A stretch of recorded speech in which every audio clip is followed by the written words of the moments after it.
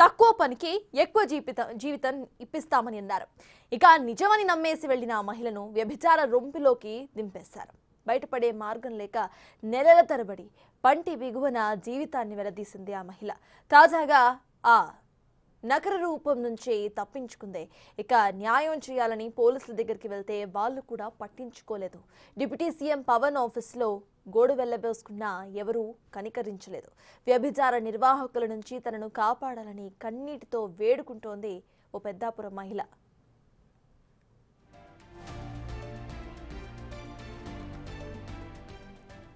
పేద కుటుంబం, పనిచేస్తే తప్ప పూట గడవని దుస్థితి. పెట్రోల్ బంక్లో పనికి కుదిరింది మహిళకు. ఇక వచ్చిన కాస్తో కూస్తో డబ్బులకు కుటుంబాన్ని తోడుగా ఉంటోంది. ఈ సమయంలోనే భారతి అనే మహిళ ఆమెను చూసింది. పెట్రోల్ బంక్లో తక్కువ శాలరీ ఇస్తున్నారని, తన దగ్గర పనిచేస్తే ఎక్కువ డబ్బులు ఇస్తామని ఆశ చూపించింది. అక్కడ పని మాన్పించేసి తనను తీసుకువెళ్ళింది. ఇకపై పని చేసేది ఇక్కడే అని ఓ చీకటి ఇంటిని చూపించింది ఆ మహిళ.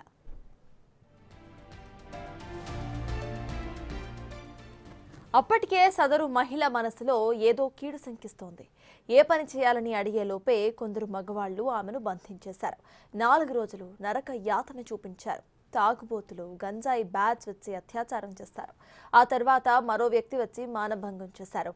ఆమెను ప్రత్యేక గదిలో బంధించి విటులను పంపించేవారు వ్యభిచార నిర్వాహకులు. బయటపడేందుకు ప్రయత్నించినా సాధ్యం కాలేదు. నిస్సహాయ స్థితిలో శరీరాన్ని విటులకు అప్పగించి చీకటి జీవితాన్ని కొనసాగించింది ఆ మహిళ.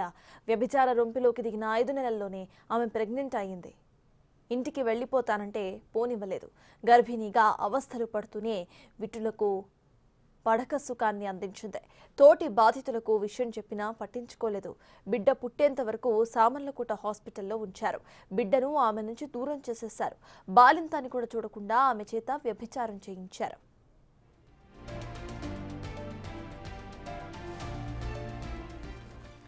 బాధిత మహిళ వ్యభిచార కూపం నుంచి తప్పించుకుని బయటపడింది. నేరుగా పోలీస్ స్టేషన్కు వెళ్లి ఫిర్యాదు చేసింది.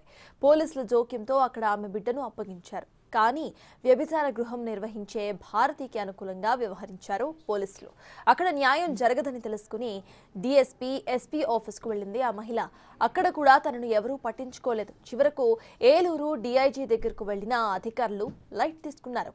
పోలీసులు న్యాయం చేయకపోవడంతో ఆత్మహత్య చేసుకోవాలని అనుకుంది ఆ మహిళ. చివరకు మంగళగిరిలోని డిప్యూటీ సీఎం పవన్ కళ్యాణ్ ఆఫీస్కు వెళ్లింది సదరు మహిళ. అక్కడ తనను జరిగిన అన్యాయం గురించి ఆఫీస్ అధికారులకు చెప్పింది. పోలీసులకు చెప్పినా తనకు న్యాయం జరగలేదని ఆవేదన వ్యక్తం చేసింది. ఆ సమయంలో పవన్ కళ్యాణ్ అందుబాటులో లేకపోవడంతో 2 రోజుల్లో ఫోన్ చేయిస్తామని తెలిపారు వాళ్ళు. 3 నెలలైనా సరే ఇప్పటి వరకు ఫోన్ మాత్రం రాలేదు. తాజాగా సీఐ ఫోన్ చేసి విషయం సెటిల్ చేసుకుందాం రమ్మని చెప్తున్నారని చెప్పుకొచ్చింది ఆ మహిళ. కానీ వాళ్ల దగ్గరికి వెళ్తే తనకు, తన బిడ్డకు ప్రాణహాని తప్పదని కంటతడి పెట్టుకుంటోంది. ప్రభుత్వం తనను కాపాడాలని, లేదంటే ఆత్మహత్య తనకు దిక్కని అంటోంది.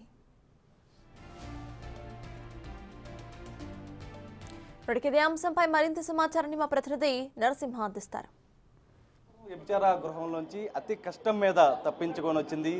పోలీసులను ఆశ్రయించింది. కానీ 5 నెలలుగా కూడా తనకు న్యాయం జరగడం లేదంటూ కూడా ప్రస్తుతం చెప్తున్నటువంటి పరిస్థితి. ప్రస్తుతం మనతో బాధిత మహిళ ఉన్నారు. అసలు ఏం జరిగింది అక్కడ? అసలు ఏం జరిగింది? నా పేరు శిరీష్ అండి. నేను పెద్దాపురంలో ఉంటాను. నేను బొంకులో పని చేసుకునేదాన్ని. బొంకులో పని చేసుకుంటే చక్కగా బాగానే ఉండేదండి. నాకు లైఫ్ అంతా బాగుందండి. ఈ లోపల నా దురదృష్టం ఏంటో భారతి వచ్చిందండి. భారతి వచ్చి అలా ఒక 4 రోజుల దాకా దగ్గర వచ్చి కొట్టించుకుని వెళ్ళేదండి. కొట్టించుకుని వెళ్తే ఒకసారి ఇంట్లో పని చేస్తావా అని అడిగిందండి. ఎంత ఇస్తారు జీతం అన్నదండి. 15,000 ఇస్తానమ్మా అని అన్నారండి. 15,000 ఇస్తాను మా అమ్మగారిని అడిగి చెప్తానంటే నా వెనకాల ఫాలో అయిపోయిందండి. మా ఇల్లు ఎక్కడ అని చెప్పి కనుక్కోవడం నా వెనకాల ఫాలో అయిపోయింది. ఫాలో అయిపోయాక అమ్మతో చెప్పానండి. అమ్మమ్మ అప్పటికి హైదరాబాద్ కొయిటాలు గట్రా తిరుగుతుందండి. బాగాలేదని చెప్పి కొయిటా నుంచి వస్తుంది. మళ్ళీ హైదరాబాద్ వెళ్ళారండి. హైదరాబాద్ వెళ్ళాక అమ్మ ఇలా ఇంటి పైన ఇస్తారంట, 15,000 ఇస్తారంట, వెళ్ళాను అన్నాను. మేము 4 అక్కజేళ్ళమండి. అప్పులు చేసి ఉన్నాం కదమ్మా, అప్పులు చేసి అందరూ పెళ్ళిళ్ళు చేసామండి. అప్పులు చేసి ఉన్నప్పుడు వెళ్ళమ్మా, వెళ్ళి కొంచెం అప్పైనా తగ్గుతుంది కదా అని చెప్పి మా అమ్మ వేరే ఊరు వెళ్ళిపోయిందండి పనికి. వంట పనికి వెళ్ళిపోతానమ్మా నేను వెళ్ళానండి. వెళ్ళాక ఒక 4 రోజులు పని చేశానండి. తర్వాత 10 రోజులు అవుతుందండి. 10 రోజులు అవుతుంటే ఇంటికి ఎవరెవరో వస్తున్నారు. అడిగానండి. అడిగితే నీకు సంబంధం ఏంటని మాట్లాడిందండి. నీకు సంబంధం ఏంటని మాట్లాడితే ఆ భారతి లేని టైంలో అమ్మాయిలను అడిగానండి. చాలామంది అమ్మాయిలు వస్తారండి, 5, 6 అలా వచ్చి వెళ్ళిపోతారు. వచ్చి వెళ్ళిపోయినప్పుడు ఏంటి ఏదో డిఫరెంట్ కొడుతున్నాయని చెప్పి అడిగితే అక్కతో చెప్పారండి, ఇలా అందరూ వెళ్ళి భర్త అక్క ఇలాగ అడుగుతున్నారని చెప్పితే ఆవిడ అన్నదండి, నీకు సంబంధం ఏంటి, నీ పని ఏంటి, నీ పని నువ్వు చూసుకోవాలని నన్ను బెదిరించిందండి. సరే అని నాకెందుకు నా పని నేను చూసుకోవడమే కావాలని చెప్పి నేను వెళ్ళిపోయాను. మాట్లాడుకుండా ఉంటే ఒకసారి మా చిన్నాన్నగారు, ఎందుకమ్మా అలాంటి ఇంట్లో ఉన్నావన్న, చిన్నాన్న ఇంట్లో ఉన్నాను, ఇంటి పనికి వెళ్ళాను, నాకు 15,000 ఇస్తున్నారని నేను మా చిన్నాన్నతో చెప్తే, కాదా ఇల్లు ఏంటి, వ్యభిచారం చేసిన ఇల్లు మన పరువు అంతా ఇలాగే తీసేస్తావా అన్నట్టు మాట్లాడితే, నాకు తెలియదు అది వ్యభిచారం చేస్తారని నువ్వు చెప్పడం తప్ప ఎప్పుడైనా ఇటువైపుకి వచ్చానా చిన్నానా అని చెప్పాను. అయిపోయాక భారతికి చెప్పాను, నేను పని మానేస్తున్నాను, నా జీతం డబ్బులు నాకు ఇచ్చాక నేను ఉన్నా, నేను ఇలాంటి ఇంట్లో ఉన్నా మా చిన్న తిడుతున్నారని చెప్పి వచ్చేస్తే, నువ్వు ఎక్కడికి వెళ్తే వెళ్ళాల్సిన పని లేదని చెప్పి నువ్వు వ్యభిచారం చేయాలని నన్ను ఒక రూమ్లో బంధించింది. ఒక రూమ్లో బంధించినప్పుడు ఇది ఏంటి నన్ను రూమ్లో బంధించాను, డోర్లన్నీ పగలగొట్టుకునేలా నేను గింజుకున్నాక అమ్మాయిలందరూ పంపిస్తుంది. 4 అబ్బాయిలు వచ్చారు. 4 అబ్బాయిలు వస్తే తాగేస్తున్నారు ఫుల్గానే, తాగేసి గంజాయి కొడుతూ అన్నీ ఉంటే నన్ను నాన్న టార్చర్ పెట్టి బ్లేడ్ తోటి చాకులతోటి కొట్టడాలు, బెల్ట్ తోటి కొట్టడాలు అన్నీ జరిగాక ఒకసారి ఈ కన్ను కూడా పోయింది. కన్ను కూడా పోతుంటే హాస్పిటల్కి వెళ్తే ఆయన డ్రాప్స్ అవి ఇస్తే అవి వాడేశాక ఆ 4 వెళ్ళిపోయిన 2 రోజులకి ఇంకొక ఆయన పంపించాక మనుషులు ఎవ్వరు లేరు, తాళాలు వేసుకుని వెళ్ళిపోతే మానభంగం చేశారండి. నన్ను మానభంగం చేశాక నేను చేయను గింజుకున్నా, ఎంత విలవెల కొట్టుకున్నానంటే అంత విలవెల కొట్టుకొని డోర్లు పగలగొట్టుకొని ఎంత విడిపించుకుందామని చూసినా నాకు ఇంకా అవ్వలేదండి. ఆ మనిషి వెళ్ళిపోయినప్పుడు ఫోన్ చేసి భారతిని రప్పించాక భారతిని రప్పించారు. భారతి తలుపు తీసింది, నేను వెళ్ళిపోతానాక నేను ఉన్నాక నాకు భారతి ఎవరు వ్యభిచారం చేయించుతుందండి. ఒక వ్యభిచారం చేసిన ఇంట్లో ఒక మనిషి అండి, ఓనర్ అంటారండి అందరూ. వెళ్ళిపోతానని చెప్తే వెళ్ళాల్సిన పనులు అని చెప్పి నువ్వు వెళ్తే చంపేస్తాను, నాకు చుట్టుపక్కల మనుషులు ఉన్నారు, ఎక్కడ పడితే అక్కడ మనుషులు ఉన్నారు అన్నారు. ఇలా కాదని చెప్పి కొన్నాళ్ళు అలా బాధపడ్డానండి. వెళ్ళిన 5వ నెలకే నాకు ప్రెగ్నెంట్ విషయం నాకు తెలియదండి. ప్రెగ్నెంట్ అయ్యానండి. ప్రెగ్నెంట్ అయ్యాక 6-7 నెలల్లోని పొట్ట పెరుగుతుందని చెప్పి భారతిని అడిగాను. అంతకుముందే నాకు పీరియడ్స్ ఆగిపోయింది, ఎందుకు ఆగిందని అడిగితే నువ్వు పులుపు ఎక్కువ తింటావు కాబట్టి నీ పీరియడ్స్ ఆగిపోయిందని చెప్పింది. పీరియడ్స్ ఆగిపోవడం వల్ల పులుపు తినడంలోనే చాలా డిఫరెంట్ ఉందని చెప్పి నాకు కొంచెం అనుమానం వచ్చిందండి.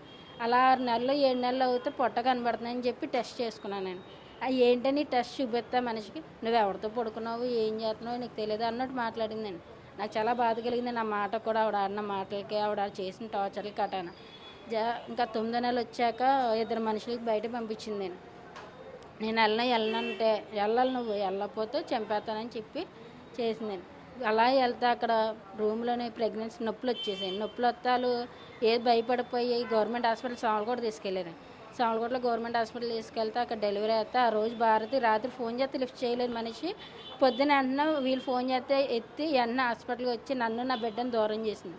అక్కడికక్కడ పురుడు మంచం మీద తీసుకొచ్చిన మనిషి బెడ్ని అలా తీసుకెళ్ళి నన్ను ఇంట్లో వ్యభిచారం చేయమని మళ్ళీ బంధించేసి వ్యభిచారం చేయమన్నది. 5-6 సార్లు పారిపోయినాను. 5-6 సార్లు పారిపోయినా ఫోన్ కాంటాక్ట్ పోలీసుల ద్వారా తీసుకొని ఎక్కడున్నా నువ్వు చంపేస్తానని చెప్పి బెదిరించేదని ఫోన్లు చేసి, నువ్వు అక్కడ చచ్చిపోతే ఇప్పుడు నీ కూతురు నా చేతిలో ఉంది, పసికోన కూడా చూడన చంపేస్తానని విషయంలో చాలా బెదిరించిందని.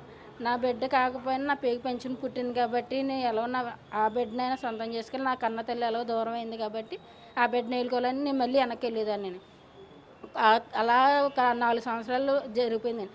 4 సంవత్సరాలు జరిగిపోయాక నాకు బాగాలేదని చెప్పి జ్వరం చెప్పి బయటకు వచ్చేసానండి. బయటకు వస్తే హాస్పిటల్ తీసుకెళ్ళాను. ఫస్ట్ హాస్పిటల్ ఎవరు హోంగార్డ్ కూడా ఉన్నారని చెప్తున్నారు. అసలు ఏంది హోంగార్డ్? పెద్దాపురం ఎస్ఐ గారి దగ్గర హోంగార్డ్ అండి ఆయన. తన పేరు శివరామకృష్ణ అండి. హస్బెండ్ పేరు కూడా శివరామకృష్ణ అండి. ఆయన కానిస్టేబుల్ అండి, గొల్లపురంలో చేస్తున్నారండి ఆయన. ఇప్పుడు వాళ్ళిద్దరు సపోర్ట్ ఉంటుందండి ఎక్కువ. ఏం జరిగినా ఇప్పుడు అమ్మాయిలు ఇంట్లో ఒక 5గురు ఉన్నారనుకోండి, మేడం గారు వస్తున్నారనుకోండి, ఫోన్లు చేస్తారండి. వాళ్ళే కదండి అక్కడ ఉన్న ప్రతి ఒక్కరికి, ప్రతి కానిస్టేబుల్కి పలానా పండగకి ఎంత ఇస్తుంది, పలానా ఇంటికి వస్తే 500 1000 రూపాయలు బోనస్ కింద రాస్తుందండి. కానిస్టేబుల్ డబ్బులు రాస్తుంది. ఇప్పటికీ అక్కడ వ్యభిచార గృహాలు ఉన్నాయా, నడుస్తున్నాయా? నడుస్తున్నాయండి. మొత్తం లత ఒకటి, వాణి ఒకటి, సరోజ ఒకటి, లక్ష్మి ఒకటి, ఇటువైపేమో చెవిటిమణి అన్న ఆవిడ ఒకటి, కుమారి అన్న ఆవిడ ఒకటి. ఈ 7 ఇళ్ళల్లోనూ కంపల్సరీ జరుగుతుందండి, ఎక్కడ ఆగలేదండి. అంటే మీకు ఎంత జరిగింది, మీరు పోలీసుల దృష్టికి ఏమైనా తీసుకుని వెళ్ళారా, ఏం చెప్తూ ఉన్నారు? పోలీసుల దగ్గరికి వెళ్ళి చెప్పానండి. నా బాధ అంతా ఇలాగే చెప్పుకున్నానండి. కానీ తిరిగి నా తప్పు అంటున్నారండి. నువ్వు ఇష్టంగా చేసుకున్నావు, ఆవిడ ఇష్టంగా చేయించుకుందే, పడితే ఇద్దరికి కేసు పడుతుంది అన్నారు. నేను వేసామన్నా నేను అప్పటికి నేను ఎంత బాధపడ్డానో ఆవిడ బాధపడాలని చెప్పి ఇద్దరికి కేసు వేసాను మేడం అన్నాను. అలా ప్రతిపడేసే మేడం అన్నారండి. అలా కాదు శిరీష, ఆలోచించుకొని నీ కూతురు ఉంది అన్నారు. మీరు ఆలోచించుకోవడం లేదు మేడం, నరకం అనిపించాను మేడం లోపల. మీరు చూస్తారు ఏంటి మేడం, ఎవరైనా తెలుసా ఒక రూమ్లో ఎంత నరకం పడతామన్నది మాకు తెలుసు మేడం, బాధ అది అని నేను అన్నాను. ఆయన మేడం అప్పటికి పట్టించుకోకపోతే భారతి అన్నది. నన్ను మేడం ముందు అన్నారు, నువ్వు ఉన్నప్పుడు ఎంతమంది అమ్మాయిలు ఉన్నారమ్మా శిరీష అని అడిగారండి. అడిగితే 2, 3, 4 ఉంటారు మేడం, పేర్లతో సహా చెప్పాను మేడం.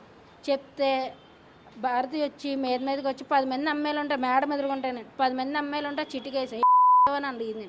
ఆ మేడం యాక్షన్ తీసుకోవాలా లేదండి, అప్పటికేం మాట్లాడలేదండి. ఇక్కడ అప్పుడు మేడం అన్న, నువ్వు ఎంతకన్నా పై ఆఫీసర్కి వెళ్ళినా నీకు తిరిగి ఇంకో ఎస్ఐ దగ్గర తీసుకెళ్తారు తప్ప నీకు ఎక్కడ న్యాయం జరగదు. నీకు న్యాయం జరగడానికి ఇందులో పాయింట్ లేదు, పాయింట్ ఎక్కడ ఉందని అన్నారు. అదే మీరు పాయింట్ లేదంటున్నారు ఏంటి మేడం, బలవంతంగా వ్యభిచారం చేయించిందంటే అది పాయింట్ కాదేంటి మేడం, చంటి పిల్ల కూడా అక్కడే పుట్టింది, నా బిడ్డ భవిష్యత్తు పోతున్నాయి, నా పేపర్ మీద సంతకాలు ఇట్టించుకుంది, నాకంటూ న్యాయం జరగాలి కదా మేడం అని అడిగితే చెప్పాను శిరీష, డబ్బులు సెటిల్మెంట్ చేయమంటావు అన్న. నాకు డబ్బు కట్టవద్దు మేడం, నేనెంత అనుభవించాను ఆవిడంత అనుభవించాను, నాకు అదే కావాలని చెప్పానండి. ఇంక మేడము చెక్ పేపర్లు పెట్టించుకున్న మనుషులు పిలిపిస్తానన్నారండి. అప్పటికి ప్రతిపడేసే మేడం కూడా అన్నారు, పిలిపించలేదండి.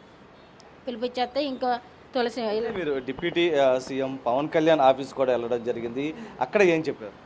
పవన్ కళ్యాణ్ గారికి సేమ్ ఇలాగే పవన్ కళ్యాణ్ గారు లేరని అప్పుడు షూటింగ్లో ఉన్నారని చెప్పారండి. ఆఫీసర్ గారు ఒకరు వచ్చారండి. ఇలాగే ఎక్కడ ఆఫీస్కి వెళ్ళారు అంటే పిఠాపురంకి వెళ్ళారా లేకపోతే మంగళగిరి ఆఫీస్కి వచ్చారు? మంగళగిరి అండి, మంగళగిరి వెళ్ళానండి. మంగళగిరి వెళ్ళాక ఆఫీసర్ ఎవరో వస్తే కంప్లైంట్ పేపర్ ఇచ్చానండి. కంప్లైంట్ పేపర్ ఇచ్చాక బాధ ఇలాగే చెప్పుకున్నానండి. చెప్పుకున్నాక అన్ని ఆరాలు తీసారని రాసుకున్నారండి. 2 రోజుల్లో ఫోన్ చేస్తానన్న మనిషి చేయలేదండి ఆయన. ఎప్పుడు వెళ్ళారండి ఆఫీస్కి? అది అవుతుంది 3 నెలలు 2 నెలలు అవుతుంది వెళ్ళడం. కానీ ఇప్పుడు దాకా ఫోన్ రాలేదండి, ఒక్క ఫోన్ కూడా రాలేదండి. అప్పుడు ఆ పవన్ కళ్యాణ్ గారి దగ్గరికి వెళ్ళానని చెప్పి బయట విలేకరులు ఉంటే అప్పుడు 6, 7 ఇలాగా న్యాయం జరుగుతామని నంబర్ చెప్తే తులసి మేడం గారు అటాక్ చేశారండి. మరి ఆ నంబర్ తీసుకుని ఫోన్ చేసిన మేడం దేవుళ్ళగా చెప్పిన ఎక్కడ న్యాయం జరిగినా ఆవిడ వల్ల నాకు న్యాయం జరిగిందండి. ఇప్పుడు ఫైనల్గా ఏం కోరుకుంటున్నారు?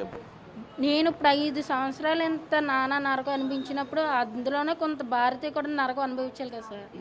ఆ భారతి కూడా ఎంతో కొంత నరకం అనిపించాలి. నేను అప్పుడు మనస్ఫూర్తిగా ఉంటాను. నా చెక్ పేపర్లో నా బ్యాంక్ బుక్లు పేర్లో డేట్ ఆఫ్ బర్త్ సర్టిఫికేట్ అక్కర్లేదు, నేను తీసుకున్నాను. ఇంకోటి ఆ కాపీ నా దగ్గర ఉంది, మీకు చూపిస్తాను. ఇప్పుడు అది ఎట్టి ఆ పేపర్ ఎట్టి అందరితోటి నేను 2 సంవత్సరాలు ఉన్నానని చెప్పి అంటుంది. నేను ఒకటన్నానండి, మీరు ఎంక్వైరీ చేసుకున్న అక్కడికి వెళ్ళి నేను 2 సంవత్సరాల్లోనో 5 సంవత్సరాల్లోనో తెలుస్తుంది. నేను అబద్ధం ఆడాల్సిన పని లేదు, నేను నిజంగానే పోరాడుతున్నానని చెప్పాను. సరే ఇప్పుడు మా మాట ఎవరు నమ్మట్లేదు, పోలీసు వాళ్ళని భారతి వైపు మాట్లాడుతున్నారండి. ఆవిడ చెప్పిందే నమ్ముతున్నారండి. ఎవరెవరో ఉన్నారని అంటున్నారండి, ఎవ్వరు లేరు. మేమిద్దరం పోరాడుతుంది తప్ప ఎవ్వరు లేరండి. మీరు కూడా చూస్తున్నారు, ఇప్పుడు మేమిద్దరం వచ్చాము. నాకు కావాల్సింది ఒకటి, నేను బాధపడ్డ దాంట్లో భారతి కూడా ఎంతో కొంత బాధపడాలి. నా చెక్ పేపర్లు అవన్నీ తీసుకొచ్చి నాకు అప్పచెప్పాలి, అదే కావాలండి. నాకు నా ప్రాణ రక్షణ కూడా కల్పించాలండి, అంతే. ఇది ఏదైతే గత 5 ఏళ్ళుగా కూడా అనేక నరకం అనుభవించాను, పోలీసులను కూడా ఆశ్రయించాను, కానీ నాకు ఎటువంటి న్యాయం జరగడం లేదంటూ కూడా బాధిత మహిళ చెబుతున్నటువంటి కదా. అయితే డిప్యూటీ సీఎం పవన్ కళ్యాణ్ మంగళగిరి ఆఫీసుకు కూడా ఆమె వెళ్ళడం జరిగింది. 3 నెలల క్రితం వెళ్ళిన నేపథ్యంలో కూడా ఒక లెటర్ కూడా ఇవ్వడం జరిగింది. కానీ ఇప్పటివరకు తనకు ఎటువంటి సమాచారం, ఎటువంటి ఫోన్ కానీ ఆఫీసు నుంచి రాలేదంటూ కూడా చెప్తూ ఉంది. ఏదేమైనప్పటికీ మొత్తం మీద ఆమె కూడా ఒకటే కోరుతుంది, ఏదైతే వ్యభిచార గృహంలో ఏదైతే ఓనర్ చేసినటువంటి అరాచకం ఆమె కూడా అనుభవించాలి ఖచ్చితంగా అంటూ కూడా ఆమె డిమాండ్ చేస్తున్నటువంటి పరిస్థితే కనిపిస్తుంది. వీడిపర్సన్ సాయితో నరసింహ, బిగ్ టీవీ, విజయవాడ.